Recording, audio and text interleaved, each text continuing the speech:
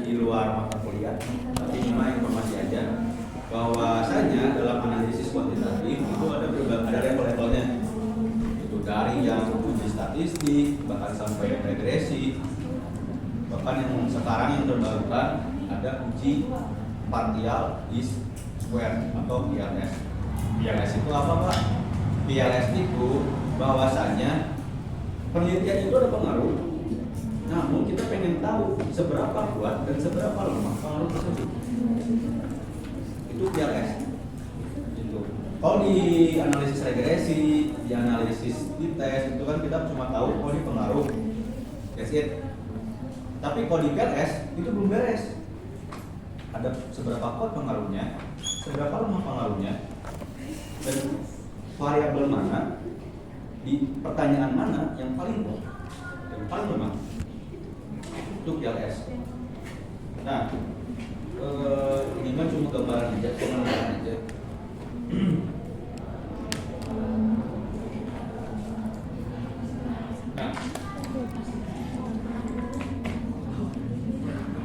Nah, inilah PLS.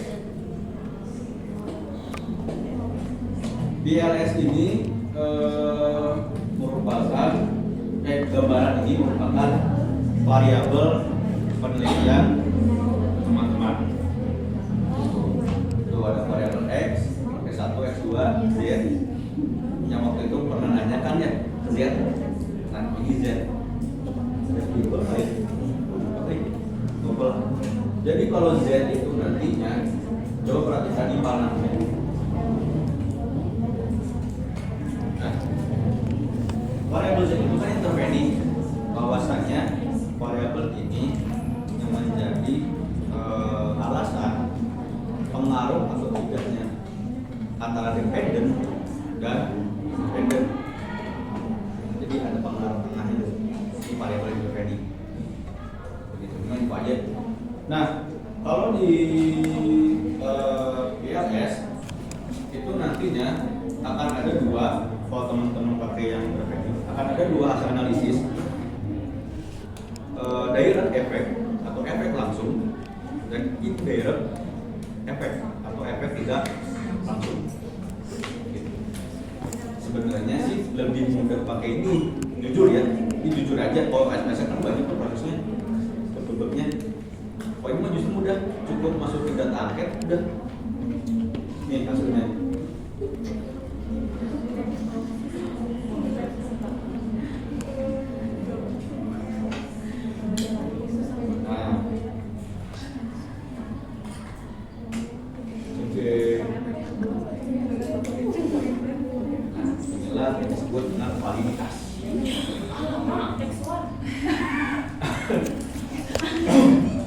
Jadi kalau di RHT validitas itu kan kita akan menguji, akan kita tes satu pertanyaan yang kita buat apakah valid dan reliable enggak. Itu validitas, dan di situ kita menguji si kuesionernya satu persatu. Iya, satu persatu. Nah, batas valid dari validitas itu 0,7, kurang dari 0,7 nggak valid. Itu batasnya 0,7. Nah, ini kita baru satu pelaporan terkait validitas, belum di reliabilitas. Ini reliabilitas. Kelihatan ya, memang ini susah sih. Ini reliabilitas. Begitu. Kalau reliabilitas itu kita akan mengetahui variabel tersebut reliable atau enggak. Kalau valid kan kuesionernya, kalau reliable itu variabelnya. Begitu. Setelah kita dapatkan, baru kita diuji normalitas. Uji normalitas yang dimaksud dengan uji normalitas seberapa nyebarnya kuesioner yang kita lakukan. Jangan sampai penyebarannya itu tidak merata. Itu karena kalau di satu titik itu nggak akan normal. Kalau menyebar kemana-mana itu kemungkinan normal, baru kemungkinan. Kalau teman-teman lagi searching, coba diagram lonceng. Diagram lonceng. Itulah representasi uji normalitas. Diagram lonceng.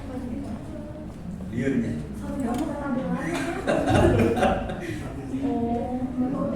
Bapak kenapa Bapak suka kuanti? Ya, kuanti itu jelas. Kuanti itu, ini info aja ya, pengalaman waktu tesis. Waktu sidang, kuantitatif itu jarang dicecar. Banyak teman-teman yang kuanti dicecar. Kalau kuanti enggak, justru pada nanya dosennya. Ini apa maksudnya? Saking dia tahu sih. Serius? Kuanti terus ngasih apa? Ngawur. Jujur kalau kuanti itu pengalaman pribadi, kan kalau di sosum kan ada 2 metode ya, 3 sorry. Kuanti, kuali, mixed method. Mixed method itu dua-duanya kuanti sama boleh dipakai. Itu. Tapi kita kan waktu sidang cari-cari informasi tuh terkait dosennya kayak gimana gitu kan. Ini teman-teman akan merasakan terkait dosen-dosennya kayak gimana. Pengalaman dari info yang ke atas, metode kuali itu dosen-dosennya banyak ini nyecer banget kuali itu. Dosen pembimbing itu aja jadi dosen gila loh, siapa aja. Kalau kuali itu pengalaman bapak, memang atau di sini bapak. Tapi kalau kuanti, beberapa teman yang kuanti itu justru aman sidangnya. Malah kebanyakan cuma revisi itu, maksudnya cuma ngobrol doang, beres. Bapaknya sejam. Sidang proposal sama sidang akhir itu sejam. Sejam. Maksudnya sidang pertama kan sidang proposal itu sejam, terus sidang akhir hasil semua disampaikan itu sejam, 60 menitan. Beres gitu. Ini revisinya udah selamat, udah foto-foto. Yang kuali itu benar-benar dicecer. Lagi kalau yang profesor ya, pengujian wah itu mah sahadat tuh ya kan. Sahadat 2 kali terus. Beberapa profesor tuh ada kan gini ya, kalau di sidang tuh kalau misalkan pembimbingnya profesor terus pengujinya belum profesor ya kadang-kadang ada tunggunya gitu. Ada patuknya gitu nya kayak ngebatasnya. Tapi kalau pengujinya profesor itu siap-siap ya. Orang profesor tuh mah udah baca teori di satu tahun itu. Tapi harus pede. Soalnya kan Kalau iya. sebenarnya kalau PD nggak tahu penelitiannya sendiri itu percuma. Begitu. Karena gini, kalau waktu sidang ini mah cari aja. Sidang itu tidak semenakutkan yang teman-teman lihat di sosmed. Jujur, sidang itu kuasain penelitian teman-teman, lapangannya kayak gimana, beres. Itu karena kan kalau dosen tuh nanyanya di lapangan kayak gimana penelitian yang kalian peneliti itu gimana, penelitiannya apa, coba ceritain. Gitu. Gak nanya nih kenapa hasilnya jelek, enggak. Kalau dosen mah cuma nanya ini gimana di lapangan anda tuh dalam penelitian gimana di lapangan itu, apa aja sih keadaan sana, coba ceritain. Terus disangkut-pautin tuh sama data-data di internet atau di buku terkait permasalahan di lapangan itu sudah diperkuat dari berita ini, informasi ini, jurnal ini. Gitu caranya. Tapi kalau benar-benar ngeblank, gak tahu di lapangan kayak gimana, benar-benar nggak menguasai, ya sama tanggal banget. Karena, kalau di S2 itu memang kita menekankan pada teori kan, tentunya kita menguji teori. Jadi kita menggunakan teori nih, kita uji di penelitian kita apakah teori tersebut benar atau tidak, dan apakah ada ada kemungkinan teori itu akan dikembangkan oleh kita. Itu S2. Kalau S3 itu kan udah karena tuh kita antara lain menemukan teori atau enggak menemukan novelty. Makanya seringkali ada kesalahan konsep bahwasannya novelty itu sering disuruh di S1 dan S2. Novelty itu baruan. Kan novelty itu udah dicampur level Saya pernah dengar S3. novelty. S1 S2 dulu cuma dari belajar penelitian. Kalau S1 kan paling kayak metode ini, metodenya gini, udah belajar, belajar. S1 mah S2 baru tuh agak advance. Unsur kebaruan atau temuan dari sebuah penelitian. S3 baru tuh saya pengen coba teori baru nemuin gitu. Kalau nggak nemu kan lulus Pak itu? Sidangnya entah itu berapa belum pernah S3 ya, cuma pengalaman dari ayahanda mah kalau S3 mah ya siap-siap aja teorinya buat bukan teorinya ya, pengetahuan wawasan gitu. Tapi kenapa disertasi bukunya tuh lebih tebal tesis daripada disertasi? Lebih tebal tesis daripada disertasi. Oke, sebenarnya nggak semuanya kayak gitu, nggak semuanya. Cuma gini, ya kebanyakan disertasi itu bukan dilihat dari tebal disertasinya, prosesnya panjang bro, serius, fokus. Kalau di Unpad itu minimal 2. Ya, itu syarat sidang loh, belum syarat lulus, syarat sidang. Kalau mau sidang, publikasi dulu. Q3 itu harus 2. Kalau Q1 1. Jadi misalkan nih publis di Q1, udah tuh beres bisa sidang. Tapi kalau misalkan pengen di Q3, minimal 2 harus tulis, harus publis. Dan itu waktunya setahun tuh nunggu, dan itu belum tentu diterima, belum tentu gimana-gimananya. Iya, S3 tuh prosesnya gitu susah, bukan di tebalnya ya, justru bukan, tapi di prosesnya panjang. Gitu. Apalagi kalau misalkan nih kayak promotor ya komponen segala macamnya itu dari praktisi, wah itu mah siap-siap aja gitu. Kalau tesis memang kan kalau tesis mah apa ya, kalau yang bapak saya itu selama tesis terkadang kita itu ada rasa idealisnya, jadi udah menerima ilmu nih dari berbagai dosen yang udah ahli ilmu, teori, praktik segala macam, kita tuangkan tuh semuanya di dalam tesis supaya gini betul itu. Ya sebenarnya nggak salah, cuma kan memang sifatnya kita itu kadang ego udah naik, idealis muncul, itu baru tertuang bisa. Gitu. Tapi kalau udah S3 kan agak ada bijak tuh terkait pemilihan informasi, baru tuh. Gitu. S2 tuh teman-teman, kalau ada rezeki ya, lupa doa ya. Kalau misalkan ada orang tua nyuruh S2, terima, jangan tunda-tunda. Orang tua nyuruh S2 itu jujur relasi yang bapak dapetin di S2 lebih kuat, walaupun udah banyak tapi kuat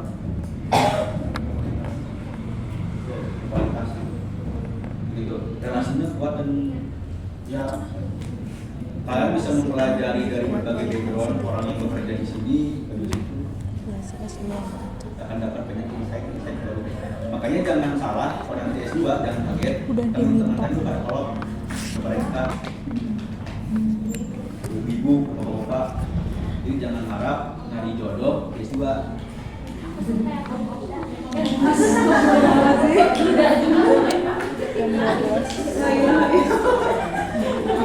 Itu pengalaman. Tapi kalau teman-teman bapak sih pengennya ya, cuma doa bapak semoga teman-teman jadi S2 aja. S2 itu menjadi grading terbaik teman-teman yang sudah kalian lakukan. Itu branding, ingat teman-teman itu harus branding diri kalian sendiri. Kalau merasa S1 jangan sampai pemikirannya kayak gini, udah masuk kuliah dia kayak gawe, emang salah. Cuma alangkah baiknya daripada energi masih percaya keotakannya nih mah S2 gaskeun. Tapi jujur kalau di S2 itu kan udah melewati nih masa-masa menyusun tugas akhir, masa-masa bimbingan, dosen yang menghilang, dosen yang killer segala macam. Ketika masuk di S2 itu udah hal biasa. Begitu, jujur. Ini emang bukan marketing, itu memang pengalaman. Jadi S2 tuh serunya di situ S2. Teman-teman sekolahku tuh kemarin Bapak tahu ini nggak Ronald Surapraja? Kan, kamu pemain bola. Ronald Surapraja yang temennya Desta Vincent, kayaknya apa sih? Ronald Surapraja yang ekstra Pak Gaza kan? Maksud, itu temen angkatan Bapak. Ronald, iya DS2 Hikom. Coba aja. Fakultas sia-sia. Terus banyak beberapa teman dari BPS, Badan Statistik, itu sekelas. Bapak bisa dapat magang di sana 3 bulan. Jadi teman Bapak BPS Udah kemana-mana. bayar 3,5 sebulan. Kerjanya pun simpel, cuma ngikut data. BPS nih yang di Uber sana. Ya BPS Badan Statistik. Dulu magang liburan aja. Jadi ada lowongan buat hari ini dari rekrutmen yang mau bantu input data-data masyarakat itu dibayar sebulan 3,5. Kualifikasinya nggak ada. Udah misalkan Enggak, yang penting mau siap ya. langsung Karena sih aku kedua turun bapaknya dari jam naik tangga 4 sampai jam 9 nanti doang. 4 sore sampai jam 9 malam. Itu yang laki-laki yang shift malam. Kalau yang perempuan masih pagi jam 7 sampai jam 4. Nah, itu Bapak dari relasi-relasi itu Bapak bisa dapat duit juga. Gitu. Terus banyak relasi dari yang wartawan, jurnalistik, info A1 gitu-gitu. Terus dari apa tuh yang pabrik pesawatnya namanya apa ya? Dirgantara. Yang pabrik pesawat namanya apa? Di Indonesia. Kan ada lain. Karena itu isu teman Bapak juga, jadi kita tahu terkait bisnis di pesawat itu. Itulah juga indahnya sebuah. Seperti itu lah input data-data masyarakat. Input data doang. Cuma yang inputnya itu ditarget. Misalkan nih sehari itu harus ditarget, harus terpenuhi sehari itu 50 data. Satu data itu kan terdiri dari nama, NIK, nama lengkap, tanggal lahir segala macam, jumlah penghasilan, terus data-data ini. Satu lembarnya berapa? Tapi nggak tahu ya tahun sekarang tuh atau bukan atau enggak. Tapi di sini BPS suka buka tuh terkait data-data lapangan pada ada misalkan nih ada dua pekerjaan, ada yang ke lapangan, dua di data, sensus, juga ada yang buat ngetik hasil sensusnya. Biasanya tiap tahun ada BPS, lumayan nyari-nyarinya. Gitu. Nah, oke. Ada yang ingin ditanyakan terkait penelitian?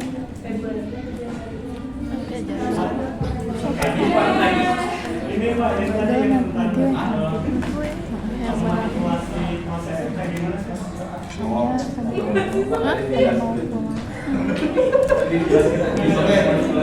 Tapi dia mah kipunya ini mah buat manipulasi. Ini bukan mengajar pakai baik, cuma informasi aja. Cuma kalau memang ini teman-teman penasaran ya maka silakan. Cuma ini mah kipu aja, jangan jangan terlalu di ini oleh yang lain. Oke, informasi aja.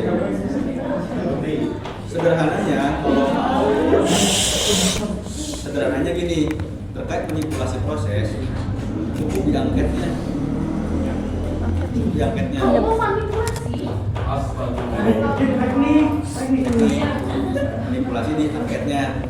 Gimananya apa angketnya? Yang tadi pola, di polanya. Ingat pola kebaya. Dulu ada polana, jadi jangan 55, jangan 44, jangan. Tapi ada perbedaan yang memang kita bikin. Kalau 5 ya 4, 5, 4. Kalau misalkan 4 ya 3, 3, 4, 3, 4. Kalau 3 ya 2, 2. Kalau 2 ya 1. Itu aja pola-polanya. Tapi jangan semua data itu 5, semua itu boleh. Dan nggak boleh semua 1 boleh. Biar ada keseragaman. Gitu. Karena kan kalau kuantitatif itu yang kita lihat kan penyebaran. Kalau datanya menyebar, biasanya ada jawaban yang tidak setuju. Itu. Tapi kalau datanya tidak menyebar alias cuma di satu tempat, dipastikan datanya sama semua. 5, 5, 5, 5, 4. Ini mah nyatrik aja, timan kalian bayar joki, mahal, ini pakai ngopi.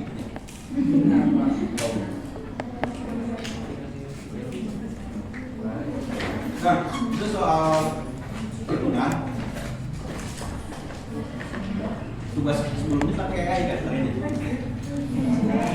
Nah, jujur aja pakai ChatGPT. Ya. ChatGPT aja. Hah? Oh gitu.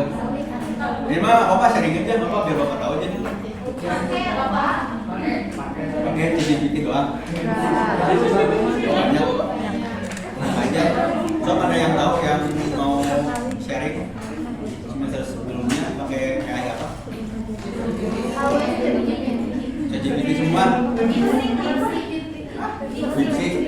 Terus apa lagi? Sok cari-cari.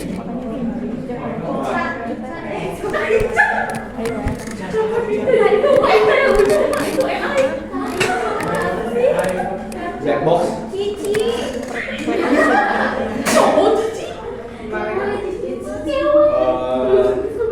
Sebetulnya ya kita nggak bisa menghalangi perkembangan zaman ya. Itu kan suatu ciri bahwa zaman itu sudah maju kayak itu. Kadang ada salahnya ketika ada salahnya kalau ada orang yang mengatakan tidak boleh pakai AI. Kenapa? Ya kita nggak bisa memaksakan orang yang sudah ada produknya, yang memang udah zaman gitu. Ibarat kata kalau kita menggunakan Excel kan sebenarnya barang canggih. Ngapain pakai Excel? Nggak boleh. Isi tumpul, bisa ngitung matematika, udah itu manual kan lama. Makanya kita gunakanlah fasilitas tersebut, khususnya artificial intelligence. Dan membuat ada Kamu kenapa jam berapa? 18. ada norma-norma yang harus kita patuhi. Pakai AI, oh enggak, Dia tuh udah bayi ini bayinya. Itu kita menilai itu bukan dari hasil percobaan, tapi seberapa kalian tahu, kalian bisa membahas hasil tersebut di depan kita. Siapa sih? Ya, Kalau memang hasil menjeblak di artikel atau di makalah, ya udah gampang. Mau menjelaskannya kembali dalam lisan dengan pengetahuan teman-teman gimana bisa bertanggung jawab aja. Itulah yang dimaksud dengan penggunaan yang di AI itu. Silakan kalau bapak mah ya, pribadi mah silakan temen-temen pakai AI mah enggak. Tapi ya jangan asal-asalan juga. Jangan asal copy paste. Karena kelihatan tuh mana yang hasil AI itu kelihatan banget. Bahkan dengan ada satu simbol aja tuh udah kelihatan. Itu hati-hati. Dan AI itu bahasanya kan sempurna ya. Bahasanya sempurna banget, baku kan. Bakunya pun kayak baku gimana gitu. kalau tulisan manusia itu kan ada satu kata yang itu nggak formal, bukan dengan yang formal, itulah bahasanya human begitu. Ya kan kalau AI itu sudah di set up bahasanya formal, satu kalimat formal itu AI. Nah, ngomong-ngomong soal platform AI, ini kan supaya memudahkan ibu, ada yang kesulitan cari artikel? Ada. Ada yang kesulitan cari artikel? Ada. Ada yang kesulitan dalam mereview artikel tersebut? Ya. Pernah saksi plus ada ini, coba yang buka Google atau laptop ketik SCI space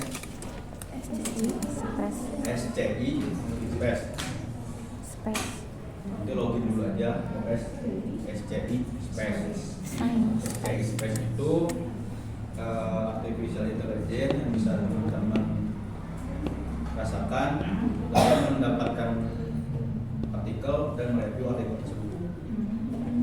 Itu satu SCI space.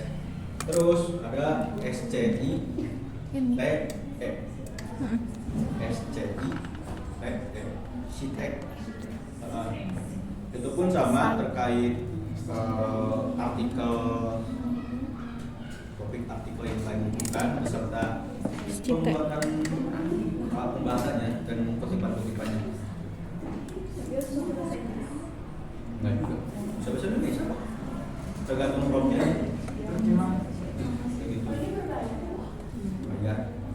Ya itu mah cobanya gratis. Coba dulu gratis. Si Space sama si Stack itu dua AI yang mungkin membantu kalian. Sebenarnya ya kalau paling aman, kalau kalian dikasih email mahasiswa enggak? Enggak. Email mahasiswa di SGD? Ya, ada cuma satu. Tapi kakak tingkat kalian dapat Kakak tingkat lagi sama fakultas atau prodi lain? Oh enggak sama? Berarti nggak tahu kalian untuk dapat fitur bisa akses Scopus, akses jurnal internasional atau? Jadi nggak dapat info yang gratis Sebenarnya tuh kalian tuh ada fasilitas yang kalian dapatkan itu bisa akses jurnal internasional dari Scopus, Web of Science, Science Direct, Sage, Sage itu segala macam itu fasilitas teman-teman dapatkan sebagai mahasiswa. Seharusnya itu ada sosialisasi atau dari apa gitu. Kalau dari Unpad itu informasi itu didapatkan pada saat pendaftaran ulang. Harusnya itu pada saat registrasi itu udah dikasih tahu di Unpadnya bahwa kalian itu nanti akan dapat fitur ini ya, dapat fitur itu. Nah kalau di Win kan bapak belum tahu nih gimana kulturnya gimana, apakah dikasih itu enggak? Sayang banget soalnya udah semester 5 kalian. Guys.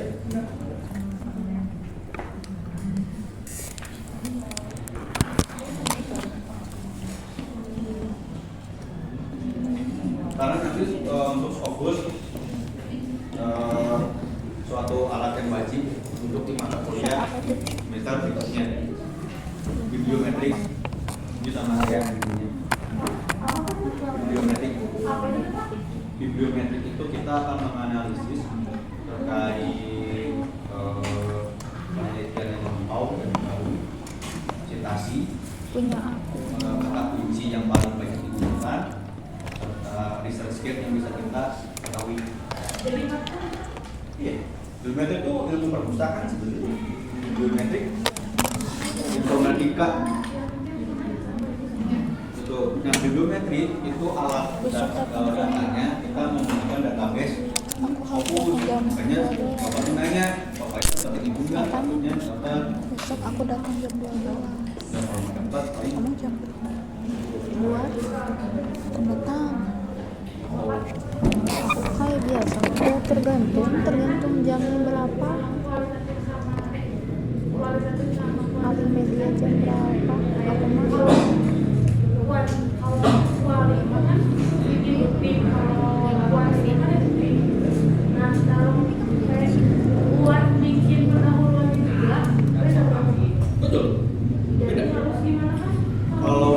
kuantitatif kita sering mengenal metode piramida terbalik.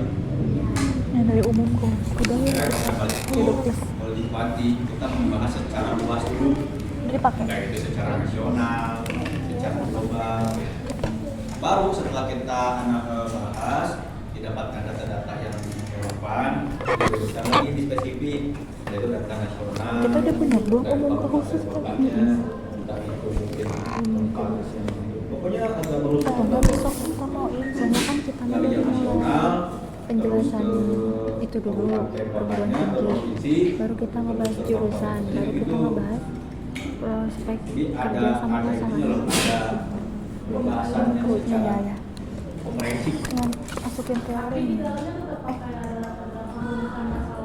Ada rumusan masalah bagian sih setelah Apa teorinya kita masukin di rumusan nah ini ada rumusan masalahnya. Rumusan masalah itu tidak boleh apa? berbeda dengan tujuan penelitian. Kalau rumusan masalahnya 4, tujuannya 4. Kalau rumusan masalahnya 3, tujuannya 3, jangan sampai lebih. Itu triknya. Karena Kita cukup rumusan dua. itu sebenarnya Dua aja. kita pengen mempertanyakan nih Tapi tujuannya kita belum itu apa sih dimasukin. masalahnya. Ada Lalu tujuan di di tujuan bawah. penelitian kita menjawab. Tujuan penelitian. Bahwasanya Rumusan udah ya di paragraf 2. kita mengetahui Yang aku utamain itu kan masuk rumusan. itu aja. Oh, yang mana? Intinya kalau ada belakang Oh, yang itu yang tadi. Pak yang di paragraf nanti di itu yang lagi. review penelitian terdahulu itu jangan terlalu banyak terlalu disebutin di bab 1, Lebih ke tapi di bab 2 bel teori jangan itu. terlalu Kalau di bab 1 dikecil. cukup aja hasilnya itu gimana terkait topik penelitian kita. Teorinya jangan terlalu dibahas. Kalau kualitatif kan itu langsung membahas secara intinya, Oh, luas kan. itu pengertiannya. Kalau kualitatif enggak, luas dulu, terus spesifik. Kalau Gitu. kalau induktif dari khusus baik cuma kali Oke, ada yang ingin ditanyakan? Ya. pulang kita nggak ada gajian nanti lama pulang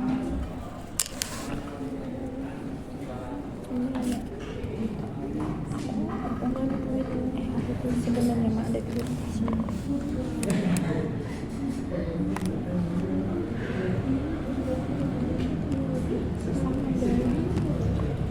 Pokoknya bahan itu terkait materi-materi cara pengambilan sampel dan teori segala macam itu ada di buku di drive yang dari Bapak di House. Ada tuh ya, pilih aja yang ini buku yang paling gampang Sugiono. Sugiono itu udah jadi vital. Mana ada yang ketemu si Giono di kereta? Iya gitu. Iya. The Master of Apa Sugiono? ya karena Beneran memang Sugiono? Beneran Pak Sugiono? Pak Sugiono itu dari kuanti sama mix method dijelasin. Tapi memang itu kan sebagai kitabnya kita kalau di mahasiswa itu Pak Sugiono, Sugiono. Nah, iya, karena gimana udah kemarin memang itu ininya itu. Nah oke, mau ngomong soal Sugiono, mau ngomong soal buku itu bisa teman-teman pakai atau kutip hanya definisi. Ingat, kalau mau ngerti buku cukup definisinya aja, jangan semuanya bisa buku. Bisa kayak tuh aneh. Itu Bisa enggak sisanya kenapa kalau kayak kutipan dulu? Iya ya.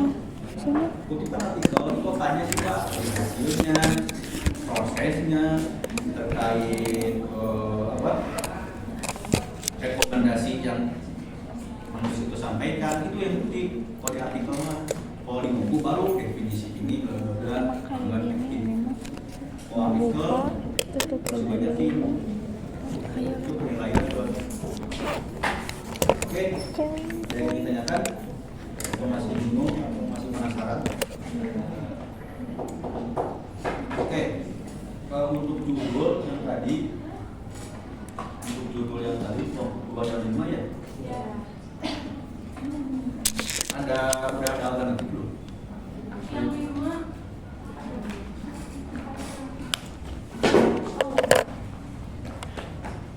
alternatif sepertinya sih belum ada. Belum.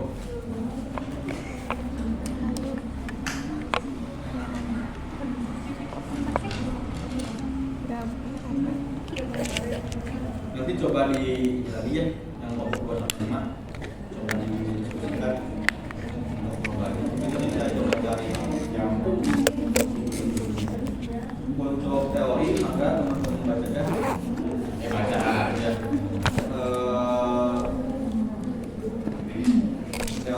Teorinya bisa baca di buku ensiklopedia teori Indonesia itu di sini dari Bapak. Kemudian terkait sebagai pertanyaan yang buat di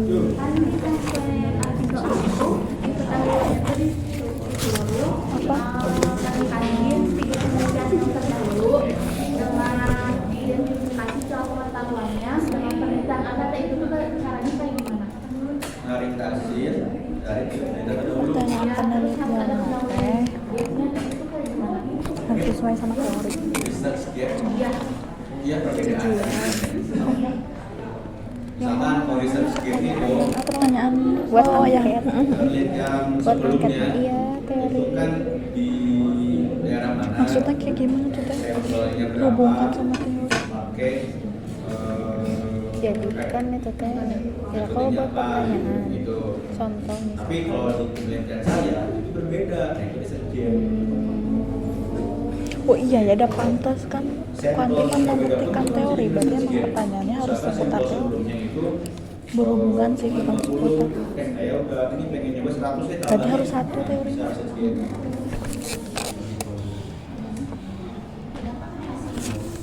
Kita cari yang paling dimengerti aja teori.